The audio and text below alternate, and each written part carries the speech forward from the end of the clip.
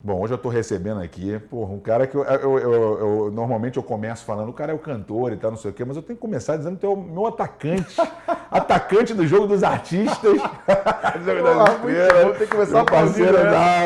Porra.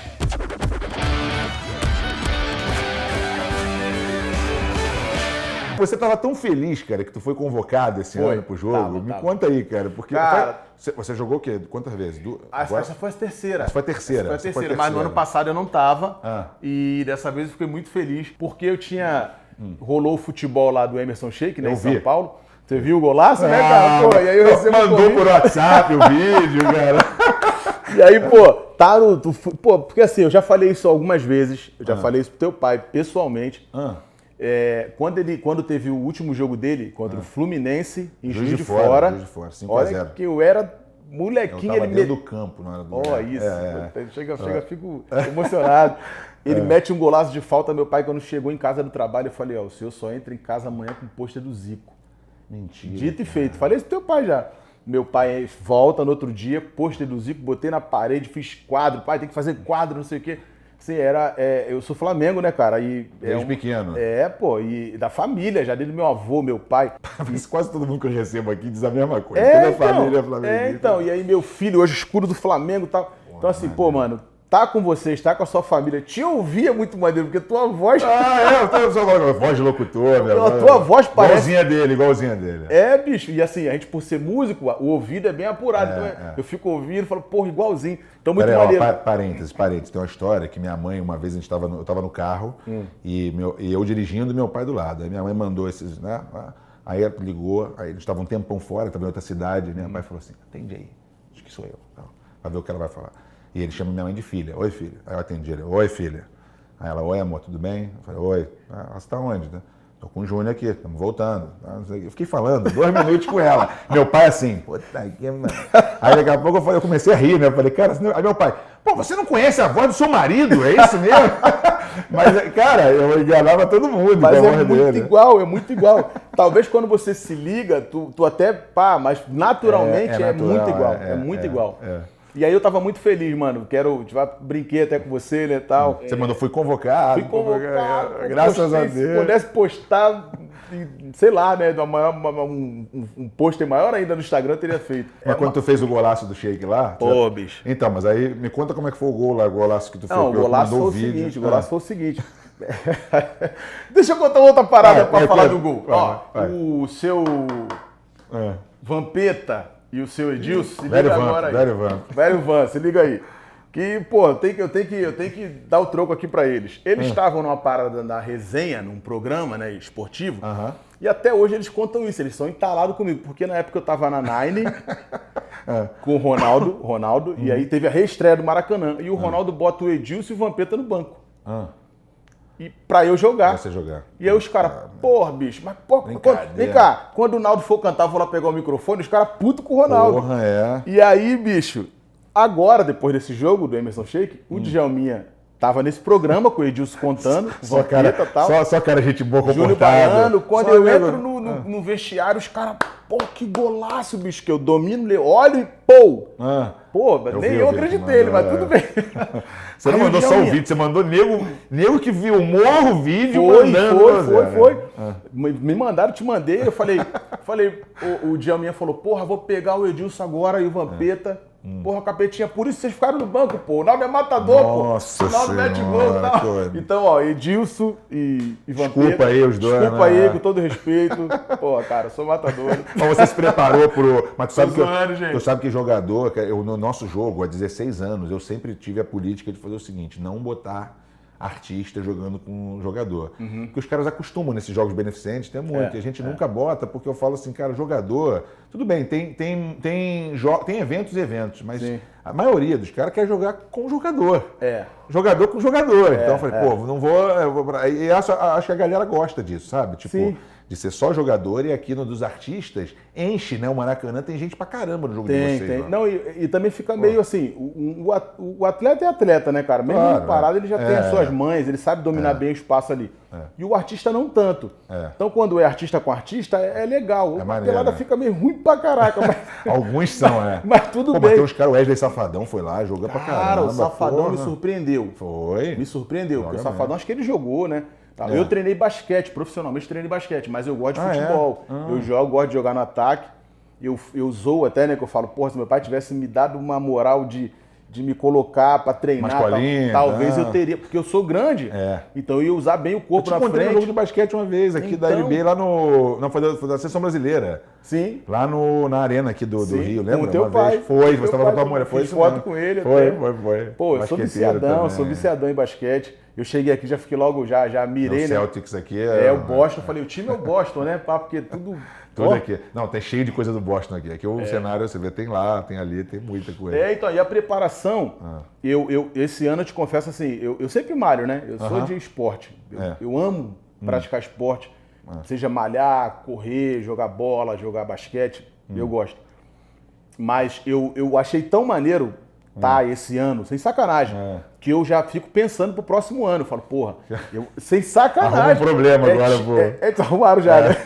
Não, meu irmão fica responsável pelos artistas, né? Que ele era do grupo artístico e tal.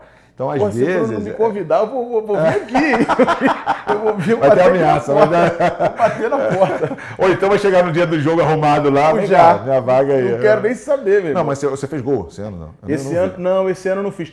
Esse ano, eu te confesso... Perde ponto, cara. Podia ter feito 2 ali pra já manter a convocação pro outro ano. Tu viu lá em São Paulo 22, aqui no Maraca... mas daí tu vai ganhar ponto do jogo do outro, pô. Mas tem que dar uma moral, né, eu sou cantor. Não sou jogador. É verdade. Vem cá, me conta o seguinte, falou que era flamenguista desde pequeno, como é que era o pessoal todo na sua casa, você costumava ir a jogo e tal, não sei o quê, ou você... Ia ao estádio, não. Ia ao estádio, você não ia? Nunca fui. Era bem difícil, né? A infância bem pobre, 5 filhos, né? Meu pai sempre foi trabalhador, mas, gostava de fazer filho, né, cara? Somos 8, né, do total. E não dava, não dava para ir no estádio, não. Mas eu acompanhava na televisão, né? Lembro um pouquinho já da Copa de 82. Sim. Eu lembro, mesmo molequinho, eu tinha 3 anos. Eu também, eu tinha 4, 5 anos. Então, eu lembro um pouquinho. Mas aí depois, quando o meu filho, aí meu filho já com 9, 10, aí eu comecei pro Maraca direto com ele. Por isso que ele é tão vidrado, porque ele viu o Flamengo sendo campeão algumas vezes. E aí nessa leva, eu conheci o Ronaldo pessoalmente, o Ronaldinho Gaúcho. Aí conheço o Romário. Depois você tá em evidência mais fácil, conhecer todo mundo. Aí o Adriano jogando, e o Adriano meu parceiro, jogando no Flamengo. Então, metendo gol, a gente vendo aquilo ao vivo ali. Aí o meu filho foi ficando inflamado. E aí eu ia pro Maracanã muitas vezes. Até uma prática hoje de ir pro Maracanã.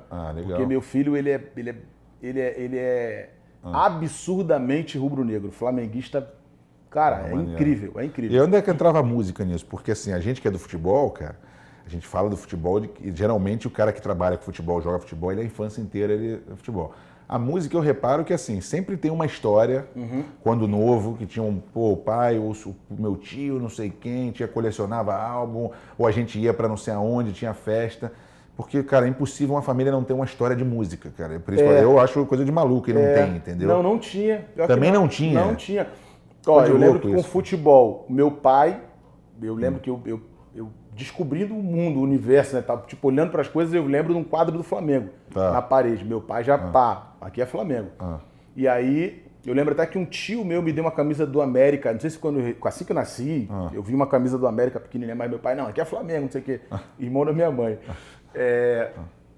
Aí, obviamente, cara, eu tenho altas histórias sobre futebol. Por isso que eu te digo que eu poderia ter ido pro futebol.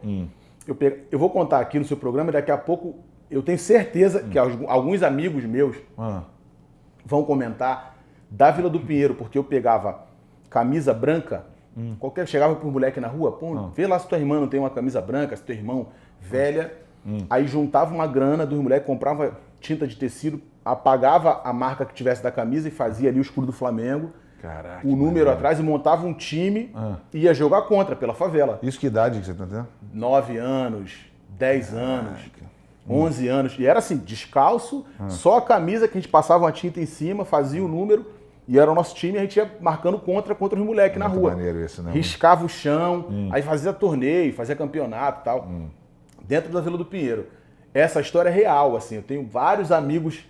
Eu morei na Via 2, que é uma rua principal na Vila do Pinheiro, por muitos anos. Nasci na Nova Holanda, saí da Nova Holanda com 4, 5 anos, fui pro Pinheiro. E aí, ali nessa região da Via 2, tal, da B9 e tal, ali, os moleques todos da área eles vão falar, assim, os moleques que hoje em dia ainda estão aqui com a gente, porque a gente perdeu muitos, né? Você tem um histórico, aliás, fogo, né, cara? Na questão da criminalidade, infelizmente, a gente fazia muito isso. Então, isso era o meu universo de jogador de futebol. Aí meu irmão, o Lula, que era dupla comigo, ele chegou a treinar no São Cristóvão, até porque o ídolo dele era o Djalminha. Caraca.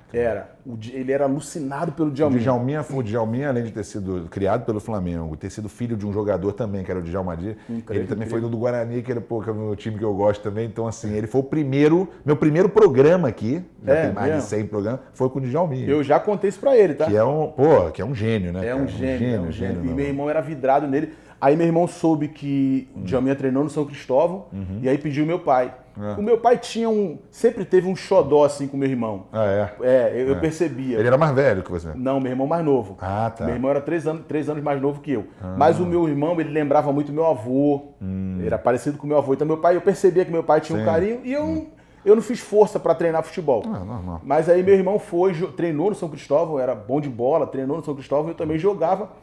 Mas depois, um pouquinho maior, aí eu fui treinar basquete. Mas nesse momento de infância, onde pintava e tal, isso era durante o dia. Acordava cedo, reunia a molecada toda. Quando chegava à noite, aí minha mãe me levava para a igreja, porque minha mãe, além de ser zeladora da igreja, a gente morava do lado, tinha o culto, ela vamos comigo para a igreja. Ela me levava para a igreja, aí eu participava do coral infantil. Depois do culto, o culto acaba 9, 9h30, quase que era um padrão. Os finais de semana, sexta, sábado, a equipe armava na esquina. Todo torneio, essas coisas. Não, assim, equipe de som. Equipe de som, baile funk. Cara, engraçado que você fala isso, me lembra muito os rappers lá depois do negócio do Bronx e tal. Mesma coisa, entendeu? De você... igreja, os caras estão na igreja. E aí você tem os bailes lá, que era tipo assim, as festas, block party, que eles chamam, né? Com boombox, a caixa de som e o caramba, é muito parecido. Cara. É a rua.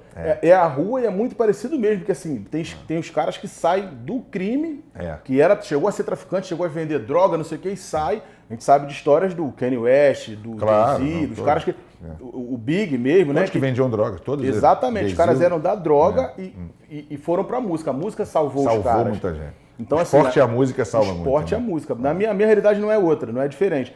E aí era isso. Então tinha o esporte de manhã, escola, jogava bola, depois à noite minha mãe levava para a igreja. Então, por isso o meu envolvimento com a música aí na hora de escrever, tem coisas que eu escrevo diferente, não só do funk propriamente dito, dentro da batida do funk ou da característica do funk.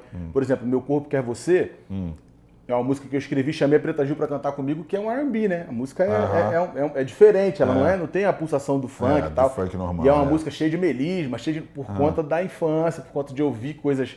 Mas tá vendo, eu tinha falado que tinha um histórico de música na família, você falou que não, talvez não na tua família, mas na tua infância. Na infância, tinha, sim. Óbvio, porque você, tem baile, tem não sei o quê, tem a influência, entendeu? A música influenciava, assim. Eu não tive, assim, por exemplo, aquelas histórias, tipo, meu avô tocava, foi artista. Sim. Não, mas a música estava muito presente por conta da minha mãe, era muito mais por conta da minha mãe, né? E aí eu morava, imagina...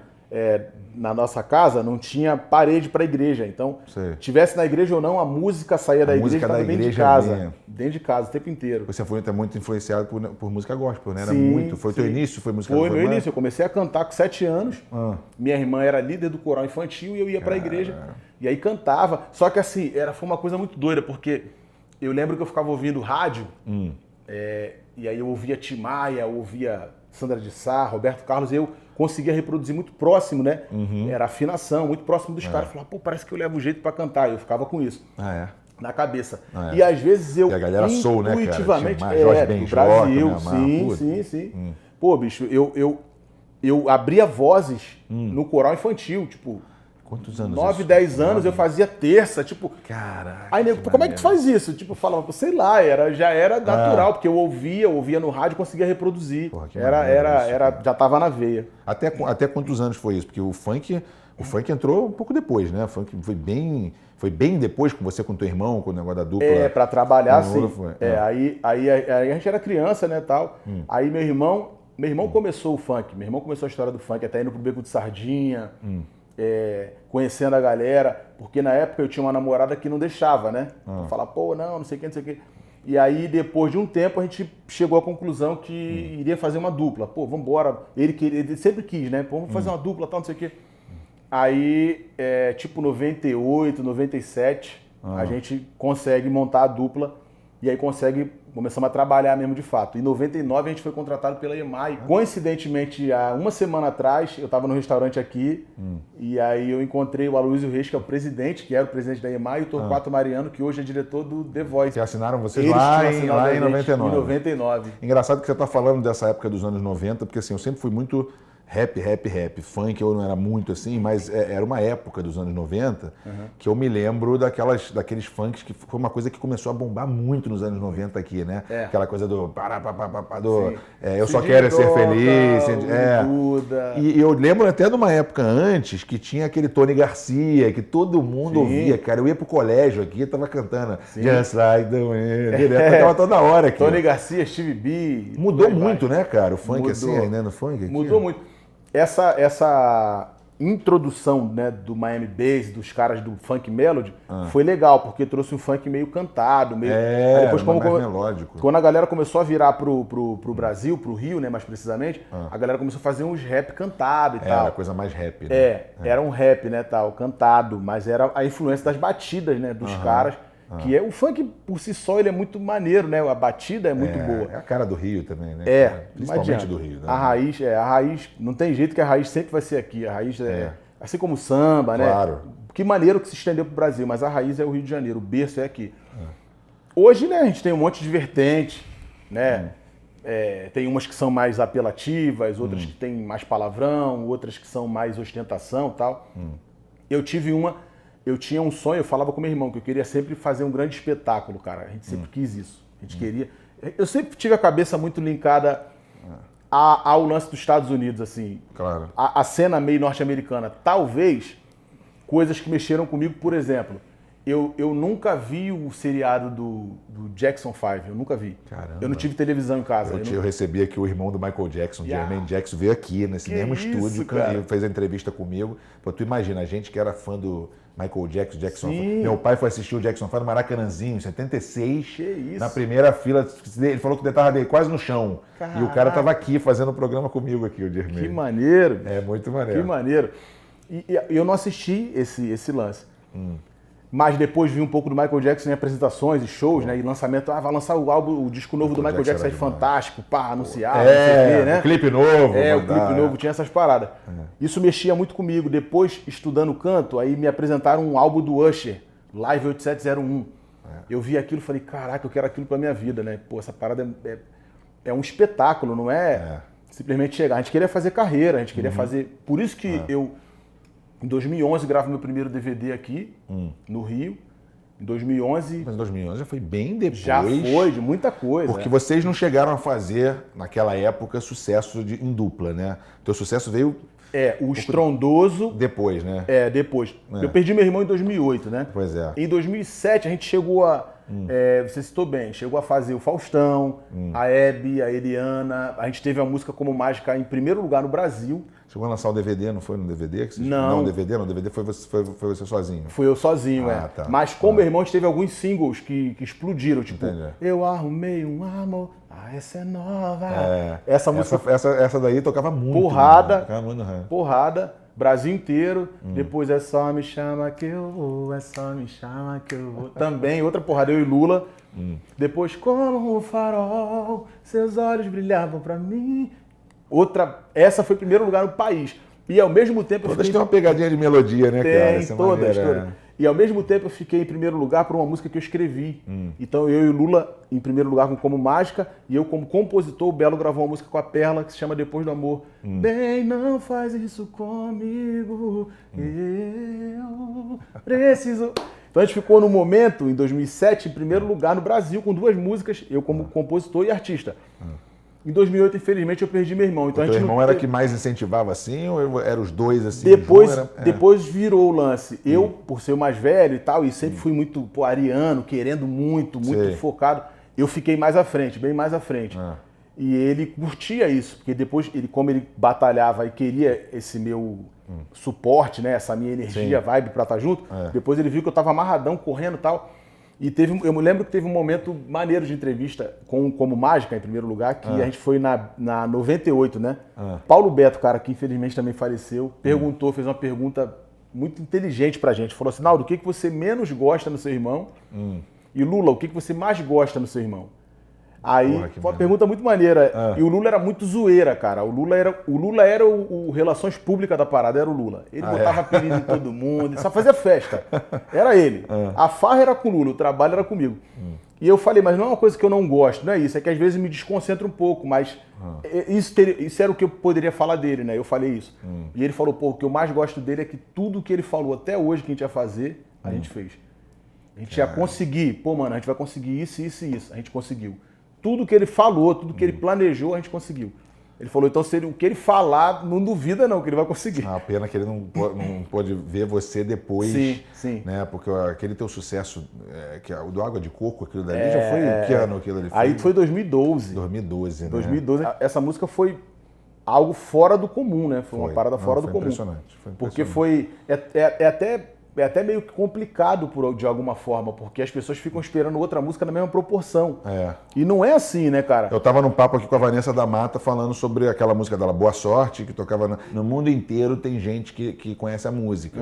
Eu não sei como chegou essa música tua a esse ponto, mas assim, tu deve ouvir história até hoje de gente que te encontra na hora e fala disso aí, não assim que... Porra, e direct, que nego mais em store, pô, que nego me marca, se for repostar tudo, tipo, Alemanha, Portugal, França, né? Itália, estamos jantando aqui na Espanha, não sei o que, tipo...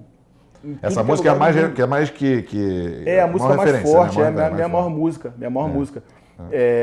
que aí eu fiz campanhas publicitárias, aí pô, em 1 ano e 3 meses eu fiz 7 vezes Faustão. Cara... Sacou? Tipo assim, não é fácil. Não é normal. Não é normal. Isso é até ruim, porque acaba sendo uma mega exposição que depois nego quer do mesmo jeito. Aí você explode uma música, faz um trabalho maneiro, por exemplo. Acho que poucas pessoas sabem que eu tenho uma música com o Mano Brown. O Mano Brown já foi no meu estúdio. Gravamos um clipe um pouco lá no Capão Redondo, eu fui pra lá, depois ele veio pra minha área aqui no Rio. Uma música incrível. Nesse mesmo álbum eu gravei com o Erasmo Carlos. Tipo, que maneiro. Foram conquistas. E há 2, 3 anos atrás eu gravei com a Simone Simaria. Que uma delas é muito amiga, né? As duas são bem próximas. E eu gravei um clipe com elas. Então, assim, são conquistas que são de uma grande importância, mas... Com certeza. Como o bagulho não foi tão doido como foi Amor de Chocolate, o nego acha até que tipo, pô... Não, mas tamo aí. Não, tem até uma expressão em inglês, o pessoal fala one hit wonder, que é aquele cara que faz um sucesso e para. E você não, cara. Você acabou de escrever de vários sucessos que você teve. Sim. E essas colaborações assim com esses artistas reconhecidos, você está fazendo até hoje, né, cara? Até hoje, pô... Em 2013 eu gravei um DVD que tem a participação da Ivete Sangalo, do Zezé de Camargo e Luciano. Pô, não é qualquer um. Ao mesmo tempo eu gravei com o Fat Joe e com o Florida. Há 2 anos atrás eu gravei outra com o Fat Joe. O Fat Joe, quando a gente se conheceu, lembra que eu ia trazer ele pro Brasil? Ele até falou, falei de você no telefone. Aí ele falou, pô, eu amo o Naldo, I love this guy. Vocês saíram junto, cara. Pô, cara, é incrível.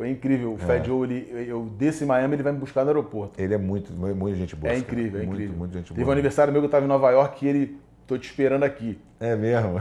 Pô, ele tava no clube, aí ele chega pra cá, não sei o que, eu tava em um outro, aí eu postei uma parada, ele viu que eu tava lá, ele vem pra cá, não sei o que. Você vê uma coisa que passou mesmo naquela época do boom da música e tal, e é uma conquista que você, né, não, aí fica anos, uma amizade. Um relacionamento. Sim, uma amizade e, pô, o trabalho em si, ele continua. Agora, Deus é que sabe, né? Assim, pô, vamos vir outra bomba como foi a Amor. Pode vir, pode ser que venha. Claro. Né? Só que assim, é que foi muito forte aquilo. Então, 2012 foi Amor de Chocolate. Que foi Amor de Chocolate fazia parte do primeiro DVD, depois do segundo DVD, depois esse álbum que o Romero Brito me deu a capa do álbum, se chama Sarniô. Romero Ele Brito, desenhou meu rosto, assim, foram muitas conquistas depois foi tudo também. muito rápido. Tudo muito legal. Agora eu tô na Condzilla, a gente está começando um trabalho, amanhã está sendo lançado um clipe. É um clipe novo, que a gente preparou, tem um projeto muito, muito bem elaborado para agora, para janeiro, para 2020, pra gente... vim com força total, então eu tô felizaço com a equipe, tá todo mundo muito... E hoje o mercado do funk é um mercado assim, que ele não é mais aquela coisa do, o funk, tipo, não vou dizer discriminado, mas é uma coisa assim, muito segmentada, que nem o rap nos Estados Unidos. Hoje o funk é como se fosse... Pelo contrário. É a mesma... Então, ó, eu posso te falar mesma proporção do que os outros, né? Júnior, eu posso te falar, assim, vestindo a camisa, eu dei muito do meu suor pra isso, porque... Em 2011, em 2009, eu tive que sentar com um diretor geral do Citibank, do grupo Time for Fun, aqui na Barra. Sentar com ele e falar assim, deixa eu te contar minha história. Dentro do Citibank, conta aí sua história. Aí eu cheguei pro cara e contei, eu vim do nada, meu show era R$150, hoje meu show já tá 50 mil e tal, na época, e tal, papapá. Ele, beleza, pode fazer esse DVD aqui. Ele falou, eu achei que ia vir entrar no shopping, ia quebrar o shopping, que ia ter porradaria, porque funk, né, cara? Nego acha que é. Eu falei, não, é um novo funk. Eu falei, é uma história nova que eu tô escrevendo aqui. Que maneira essa história, cara, é legal demais. E aí eu consegui botar banda, balé, cenário, e aí fazer um grande espetáculo. Depois disso, vieram outros artistas que a gente vê hoje aí brilhando, maneiro pra caramba. Na minha época foi tão delicado que assim, eu fiz tudo sozinho, eu não tive gravadora. Eu tinha uma equipe terceirizada minha, mas eu não tinha uma multinacional, como hoje os artistas têm. Foi tudo independente. Mas isso que você falou, que deu suor e tudo, você pegou desde a época do início, desde Furacão, tudo sim, começou, Marlboro. Os caras tocavam as minhas músicas lá, aí veio tocando uma, tocando outra, tocando a pouco eu falei, aí explodi 2, 3 na veia, chantilly exagerado, agora DVD. Mas você cresceu junto com o funk. Exatamente. Acompanhou o crescimento. Isso aí. E aí, depois desse lance do meu primeiro DVD, e aí as gravadoras abriram os olhos, e aí contrata-se Anitta, Ludmilla, não sei quem, aí industrializaram a parada. Aí hoje existem companhias multinacionais que trabalham em uma equipe, escritórios gigantes e tal, trabalhando em cima do segmento. Já tem aquela coisa igual do rap, quando ele chega a um determinado, ponto que tinha assim, tem o underground, tem o mais ou menos e tem o pop. O pop, porque o pessoal da raiz às vezes fala assim, esse não, eu fui pro universo pop. Eu fui pro universo pop. A minha jogada, o que eu falava? Eu dei uma entrevista uma vez falando assim, eu amo a Ivete. Deve ser a Anitta, tipo assim, exato. Não, a Anitta, o slogan da Anitta no início era o Nauro de saia. O início da Anitta é isso. Ela foi pro mesmo escritório que eu trabalhava até então, eu tinha saído do escritório e ela entra nesse escritório, trabalharam muito bem por sinal, e o slogan era, vem aí o Nauro de saia. Só que é menina, é uma mulher, né, que faz a mesma... Como é que é o som? Aí já tinha uma referência. Antes não tinha. Eu tinha que chegar na galera e falar, gente, eu vou fazer isso. Pô, mas o Naldo é maluco. Porra, não é funk da raiz. Pô, o Naldo vai botar guitarra no negócio. Pô, fui fazer o DVD da Furacão uma vez, os caras limaram a faixa. É mesmo? Porque eu botei guitarra, porque eu desci de rapel. Um ano depois eu fiz o meu e fiz isso no Citibank. Mas os caras limaram a faixa. Pô, tá viajando, tá maluco? Isso não é o funk, não é tradição. Pô, que negócio. E eu já querendo introduzir essa parada. O que eu fiz uma vez eu fiz uma entrevista, assim que eu acabei de gravar o DVD, eu falei, pô, com todo respeito, eu amo a Ivete, eu amo o Zezé de Camargo e Luciano, eu tenho o maior carinho pelo Jorge Mateus, o maior respeito pelos caras. Mas eu acho que o meu segmento e o som que eu faço merece o mesmo cachê que eles ganham. Até ver esse papo aí ultimamente, negócio de cachê, que o cachê que é esse, que é aquilo, que eu falei, porra, coisa sem sentido, porque pouca gente sabe o que o artista passa, cara. Às vezes a pessoa fala assim, mas tá fazendo show pequeno. Irmão, tem artista que nem isso consegue. Claro. O cara que consegue, depois de muitos anos depois do auge, sim, consegue ainda fazer turnê, fazer parceria com artistas assim, lotar, mesmo que o lugar seja menor, mas assim, lotar lugares assim, com a idade já avançada. Cara, é uma conquista isso, cara. Não é fácil, aí é você fazer carreira. Não é fácil, é você fazer carreira. E na maioria das vezes, as pessoas não conseguem entender que, tipo, Às vezes é um papo distorcido que chegou e nego vende porque choca mais. A gente tava falando isso aqui antes, né? Tipo... No show que tu ganha uma fortuna, ninguém fala. Ninguém fala. Mas se foi uma parada que você fez, cara, paga só a produção aqui pra mim. Aí nego pega aquela história da produção e vende que o cachê tá mal merreca, não sei o que. Sabe como eu conheci o Chris Brown? Eu fui no show dele que tinham 12 mil pessoas no Barclays Center. Sim, no Brooklyn. No Brooklyn. 2 horas depois do show do Chris Brown, ele tava no after, tinham 500 pessoas na boate. É isso mesmo. 12 mil no clube, no estádio, no ginásio. E eu conheci ele pessoalmente quando ele me olha e fala, Naldo, tal, numa boate. É normal, é cultural. Ou seja, eu te falei, eu não preciso falar aqui de números, mas eu te falei de um show que eu fiz de prefeitura. É diferente. Uma boate, ela não vai conseguir pagar a mesma coisa que tem show corporativo, tem show de... Te contei aqui também uma de show beneficente, que você chama artista, ela às vezes nem cobra. Exatamente, nem cobra. Às vezes, assim, há casos e casos para show, a cachê e cachê. E há a vontade da gente levar o som pra galera, de fazer a alegria do povo. Eu amo fazer minha música e tem um monte de situações que o artista tem que passar, infelizmente, por ter a vida pública, né? Artista é igual esportista, é a mesma coisa. É isso. Quanto maior você fica, mesmo que seja uma época pequena, mas assim, pronto, você vai ser... Tem um nome que vai causar algum barulho de alguma forma. Aliás, para você que veio, que acompanhou tudo isso do funk, você falou o negócio da Anitta, para você ver hoje, assim, cara, o que é a Anitta... Pô, não é só no Brasil, mundialmente, cara. Sim. Com Snoop Dogg, não sei quem, e as artistas, Mariah Carey, todo mundo... Como é que você vê assim, você fica assim, você fala, cara, que coisa, olha de onde a gente chegou, entendeu? Um artista de funk. Sim. Entendeu? Uma artista de funk que hoje está no Rock in Rio. Sim. Eu lembro que ela já fazia sucesso, não chamaram pro Rock in Rio, aí o pessoal fez campanha, ela foi. Cara, um show inacreditável e tal. Cara, como é que você... Eu acho de uma evolução, né, pro segmento e para a vida dela, pessoal como profissional, porque ela vem do mesmo lugar que eu. Enfrentou as mesmas dificuldades. Tem uma entrevista que me marcaram e eu vi, ela falando pro TV Fama, anos atrás, ela falando, poxa, eu agradeço muito ao Naldo, a gente tem que agradecer muito ao Naldo, porque ele quebrou barreiras, ele enfrentou dificuldades que fez a gente hoje ser beneficiado sobre isso. Né? Ela falou isso.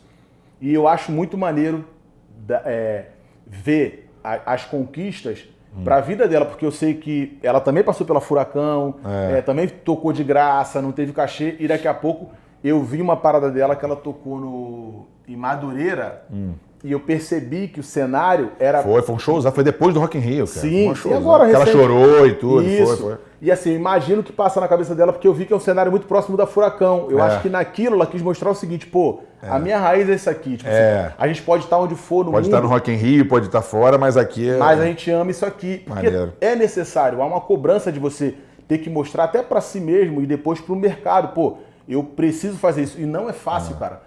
Eu gravei com os caras lá fora, eu tô sempre, né, transitando ali. E não é fácil. Conseguiu o que ela conseguiu. Não é fácil. Eu imagino que ela trabalhe bastante hoje ainda para dar continuidade, porque não é fácil. Porque é um outro país, é uma outra cultura, é um outro continente, é uma outra língua, é uma outra parada. Você tem que fazer tudo funcionar fora como já funciona aqui.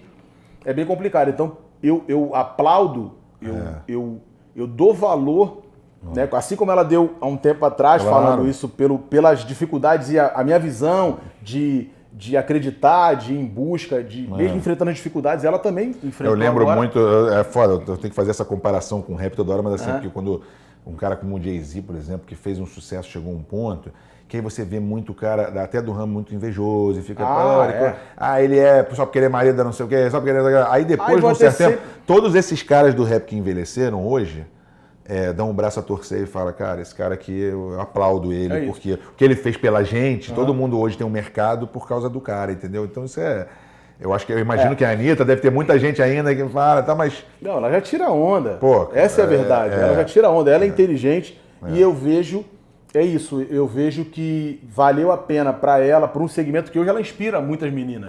Eu vejo que tem um monte de menina que tem uma carreira e buscam espaço através do que ela também conquistou. Isso é muito legal, é um legado. Barato, né? E cara, você inspirar pessoas, né? Assim como o meu sonho Eu li no livro dela também que ela conta isso, que ela mirava muito os meus passos.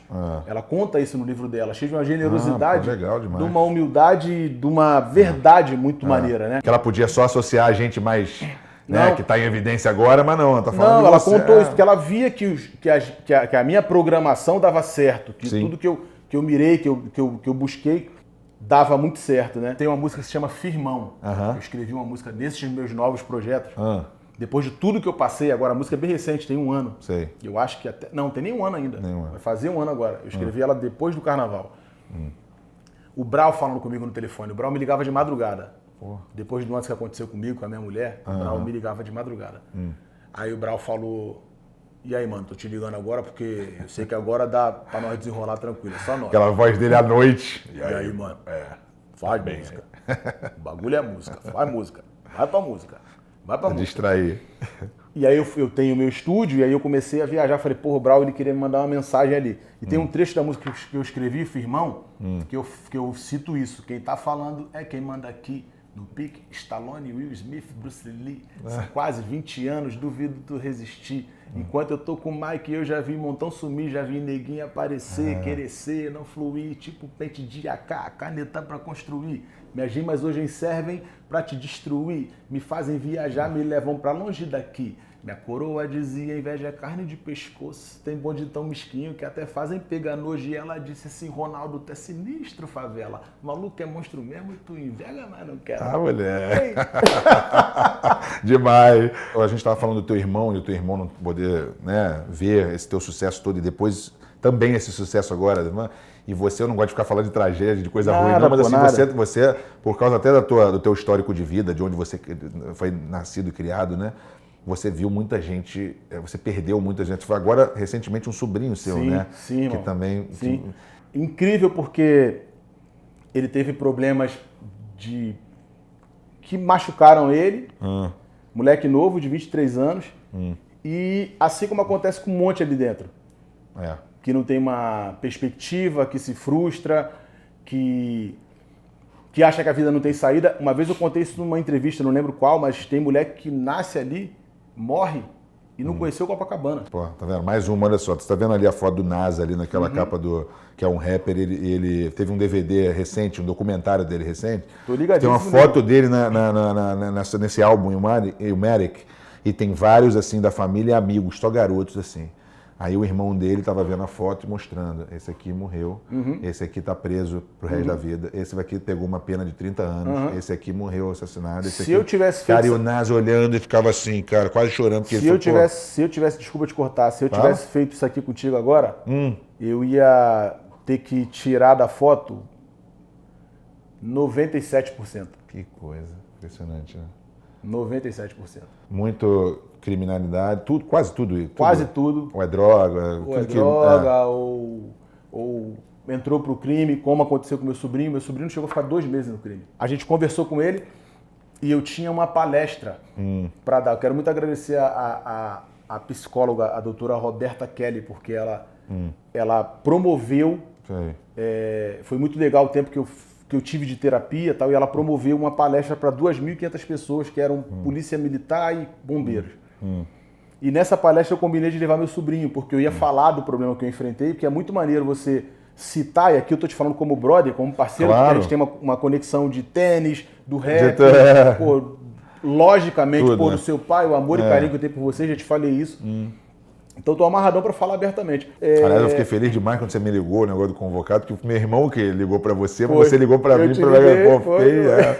não, pra porque eu gosto de vocês, cara, a família meu tá no coração, de verdade. E aí, bicho, eu tinha uma palestra no dia 27, que eu combinei com ele, falei pro meu filho, ó, chama o Denis, que eu vou levar você e o Denis pra ir comigo nessa palestra, depois a gente vai almoçar, vai trocar uma ideia, e eu ia conversar com ele, eu já sabia que ele tava no crime, eu já sabia, e nesse dia eu queria tirar ele de lá e trocar uma ideia com ele, falar, cara, isso, porque é muito legal, eu tava falando disso, que eu passei por um problema, mas é muito maneiro eu mostrar pra um cara que passou por isso também, que há uma saída, né? Porque assim, a minha questão eram ciúmes e eu nem percebia que eu era ciumento a tal ponto. Era comportamento, então, assim, mais do que outra coisa, né? Desmistificar o machismo, desmistificar a agressividade, seja lá qual for. Que é fácil as pessoas confundirem com caráter. Exatamente. O cara é mau caráter. Não, bicho. Eu fiquei muito feliz com a Bela Falcone, cara. Que tá lá nos Estados Unidos, inclusive. A Bela Falcone, cara, ela me ligou, ela ficou comigo em oração, depois ela falou, Naldo, a gente conviveu com você, porque eu fiz Saltibum junto com ela. Pô, que maneiro. Com ela, o Maguila, que é o marido dela, tava junto também, mó galera, o Scooby, a Lesha, mó galera no Saltibum. E ela falou, cara, a gente conviveu com você um mês ali praticamente. Você não é do mal. A Bela Falcone me falou isso, falou, pô, tô orando por você, e falou, você não é do mal. Cara, não posso dizer a mesma coisa, mas assim, engraçado, aquilo que aconteceu, daquele negócio daquele episódio, foi um dia antes desse jogo de basquete, um dia depois daquele jogo de basquete. Exatamente. Que a gente se encontrou. Exatamente. Eu ainda fiquei pensando, eu falei, cara, não é o cara, bicho. Ele é muito amável, ele é amável, ele é um doce de pessoa, não é possível. Exato. Sabia disso? Foi um dia depois daquilo, que meu pai tava lá, a gente tava no jogo. Eu me recordo depois. Eu não sabia que era um dia, mas eu me recordo depois porque foi um dia muito legal. Foi. E eu falei assim, caraca, bicho. Sabe, uma sensação de um episódio tão ruim pra uma lembrança tão boa. Eu fiz essa comparação, eu lembro quando você citou ainda há pouco. Você vê que coisa, cara, é mesmo. Então é muito forte. Eu falei isso com as psicólogas, eu falei assim, pô, eu sou público, eu não posso chegar no programa porque as pessoas vão entender que, tipo assim, o cara fez merda, o cara... Não, mas peraí, cara, eu posso falar de como é uma saída? Se não tivesse existido a camisinha para AIDS, vamos ser bem chulo numa colocação. Sim. Mas, pô, existiu a camisinha, vamos trazer uma solução para a parada. Então, às vezes, o cara ele tem os ciúmes, ele passa a ser agressivo, até mesmo na hora de pegar o telefone da mulher dele, pô. Eu tenho amigos que já passaram por isso, entendeu? Eu conversava às vezes no telefone, às vezes o cara, meu irmão, mas essa mulher, se eu encontrava, eu falei, cara, você não tem que fazer isso, não vale a pena. É isso, e às vezes o cara sai do controle, cara, e aí você vai ver depois, pô, o cara matou a mulher. Saca, bicho? Mas assim, foi uma questão de ciúmes, o cara não conseguiu controlar, ele não justifica, ele tá completamente errado. O Chris Brown passou por isso lá. Mas vamos tentar trazer a solução, o remédio antes. Como é que é isso? Pra gente falar pras crianças, pra falar pros caras, bicho, olha só, esquece essa coisa de você ser o brabo, de você ser macho, de você ser agressivo, sabe? De desmistificar mesmo a questão do cara achar que, pô, não é só o fato de bater, às vezes com palavras, pô. Você vai olhar o telefone da mulher, é uma invasão, assim. Eu acabei aprendendo... Hoje com rede social, pior ainda. Eu acabei aprendendo uma porrada de coisas que, tipo assim... Eu falo, bicho, mas nego não sabe que tá sendo agressivo também a tal ponto. Não sabe, e depois o lance pode chegar num nível pior. Respeitar como é que o espaço do outro, né? Respeitar o espaço do outro. E como é que esse cara... Como é que ele recebe uma ajuda? Porque falavam pra mim que eu tinha que ir no psicólogo. Eu falava, que psicólogo, pô? Que não sei o que, terapia, que nada. E é verdade, cara. Eu melhorei absurdamente. É essa psicóloga que você tá falando aqui agora. Foi Exatamente. Ela, né? Que fez todo o teu... Exatamente. Ela me deu essa oportunidade, né? Ela me chamou e falou, eu percebo a diferença em você.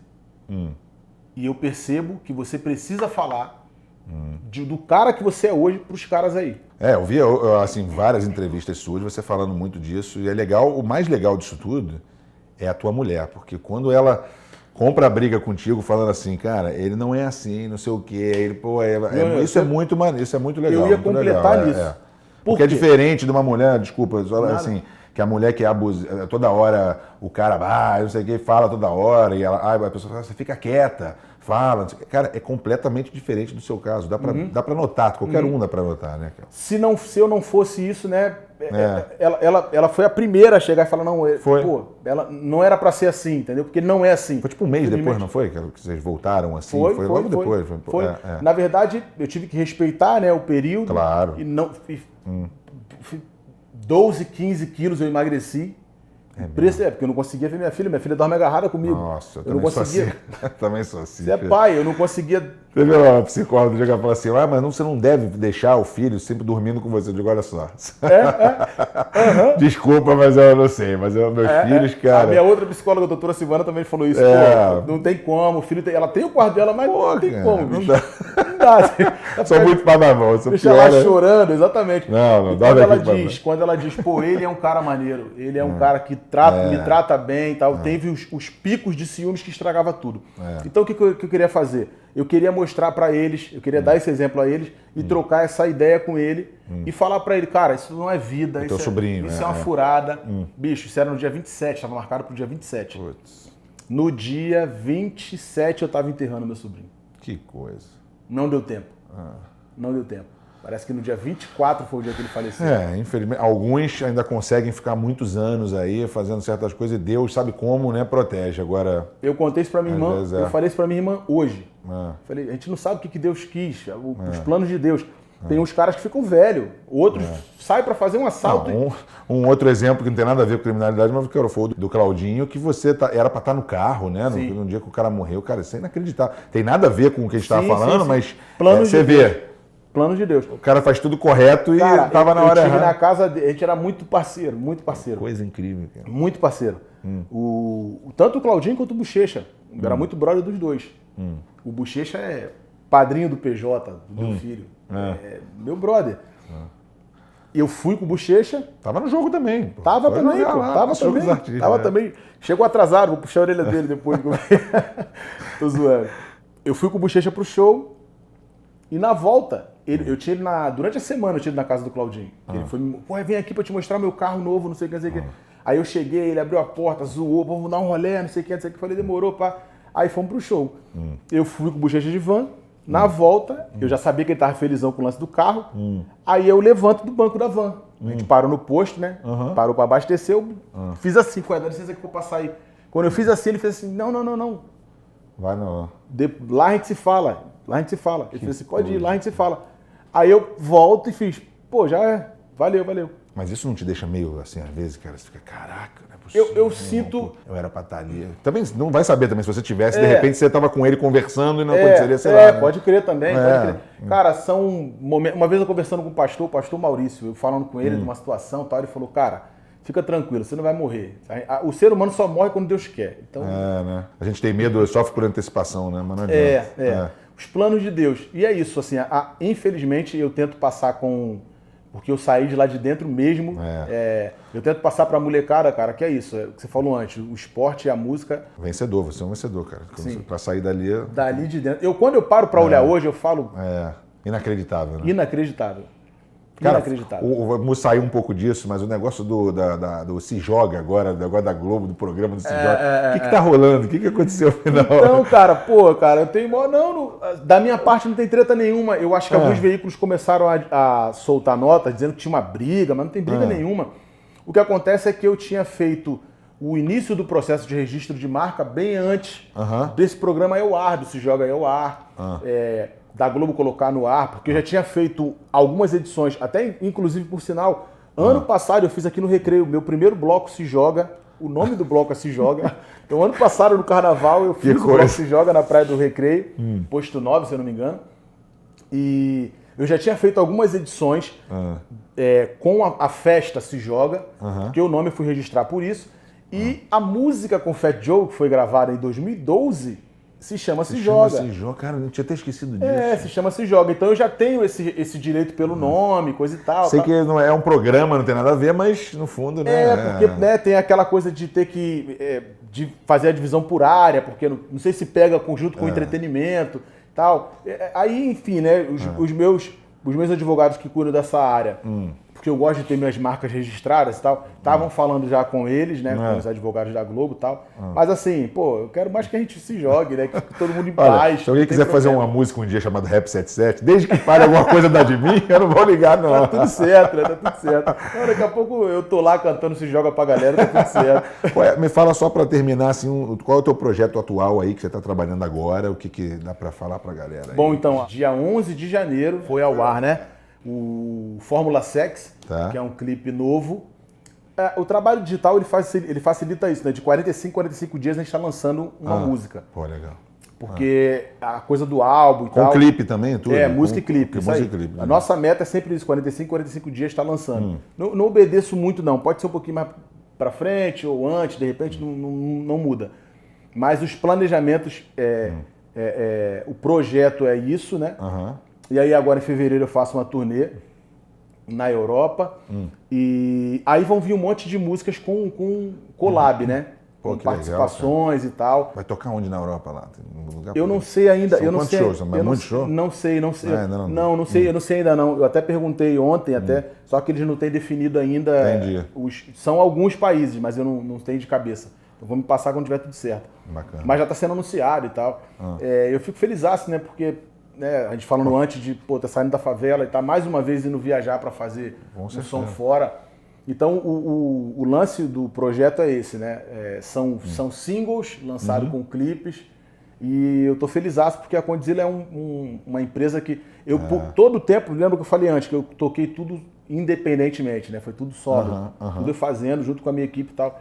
E aí, esse ano eu topei, a gente conversou e tal, e entregar a carreira para um escritório cuidar, né, para a empresa cuidar. E eu vejo que eles fazem um trabalho, são super sérios, competentes, profissionais e estão com muita garra comigo. E dá um suporte maior, né, para vocês. E carinho, eles têm carinho por mim, eles são fãs. Na verdade, os caras gostam de mim, o Portuga e o Conde, a família deles, com zelo, com respeito. Assim. Por exemplo, você conhece muito do universo do rap, eles olham com essa proporção. Tipo assim, pô, esse cara é um patrimônio. Tipo assim, é uma pegada. É como os caras olham pro Jay-Z, sabe? Tem todos os outros. Vai ter um mercado sempre, é o que você falou, tá na Europa e, pô, é legal. E esse ano a gente faz. Ano passado teve o Festival Condzilla em São Paulo, foi o primeiro, e esse ano tem 3. Um em São Paulo, novamente, um maior do que esse. Um em Boston e um em Portugal. Pô, que maneiro, cara. Também faz parte do projeto desse ano. Pô, em Boston, de repente, vai que eu apareça lá. Daqui a pouco você tá lá, vai ser bem legal, vai ser bem legal. Esse ano aqui em São Paulo, cara, foi dentro pra fora, tipo, mais de 5 mil pessoas do lado de fora. O negócio foi, o Multishow exibiu. É bem legal. Foi ao vivo. Só saber que eu falei, vou falar com o Naldo hoje, já tiveram 2. O Naldo queria estar lá, mas é uma barata. Isso é bonito, isso é legal. Porque a gente sabe que tem um público que ama a gente. Com certeza. Pela história, por tudo que foi criado, pelas músicas e tal. E assim, eu amo fazer música, então eu faria música de qualquer forma pro resto da vida. Pô, muito bacana. É meu ponto forte. Meu irmão, boa sorte. Obrigado. Agora na tua carreira. Meu atacante. Obrigado. Meu atacante. Pô, o papo foi bacana demais. Foi muito maneiro. Espero que a gente se veja em breve. Quem sabe em Boston, né? Eu vou nesse show aí. Por favor, quero te ver lá. Já tem... E a vaguinha do Jogo dos Artistas já tá cavando aqui, né? Por favor. E esse ano a gente traz o Hulk, né? Verdade. Quase que no próximo a gente arrasta ele, pode deixar. No avião dele.